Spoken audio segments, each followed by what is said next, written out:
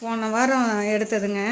அடித்த வெயிலுக்கு உள்ளே வந்து படுத்துக்கிச்சு பாருங்கள். தெருநாய் தான். சரி பாவம் அப்படின்ட்டு பிஸ்கட்டும் சோறும் கொண்டு வந்து வச்சா, அது பிஸ்கட்டை பார்த்தா எப்பயுமே தாவிக்கிட்டு வரும். நம்மளை கீழே வைக்க சொல்லியே விடாது, அப்படி தாவும். இப்போ பாருங்கள், அப்படியே வெயில் மங்கத்தில் கண்ணை முழிச்சு பார்த்தோம் அப்படியே கிடக்குது. இந்த நாய் இல்லைங்க. இன்னைக்கு காலையில் பார்த்தீங்கன்னா இன்னொரு நாய் வந்து நோஞ்சான் நாயின்னு சொல்லுவோம்.